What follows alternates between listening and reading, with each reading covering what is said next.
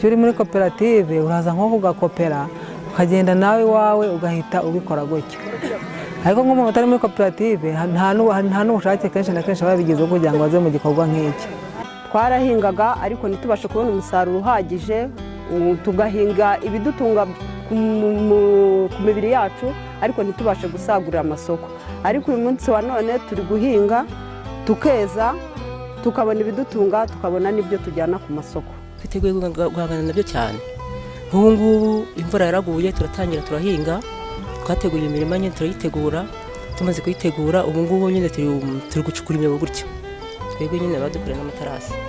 Ahubwo twakangurira abaturage kororera neza mu biraro y'inka.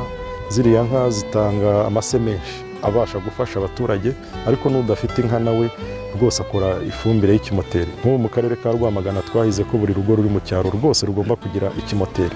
Kugira icyo kimoteri rero bashyiramo ibihatiro, ibyo bakubuye. Iyo ari umuntu ubizi kubikora neza ashobora no gusaba amaganga. Iyo asabye amaganga ku muturanyi araza akanyanyirizaho ya maganga, yaheze akarenzaho ibyatsi hejuru, ibyo hasi bihita bibora bikabyara ifumbire nziza cyane. Ntabwo ari ngombwa yuko umuntu ufite ifumbire ari uzagira inkoko cyangwa woroye inka. N'utoroye ayo matungo rwose abona ifumbire kandi nziza. Icyangombwa ni ukwegera ba agoronome n'abajyanama b'ubuhinzi ko muri buri mudugudu barimo, bakamwerekera uko yakora ifumbire y'ikimoteri.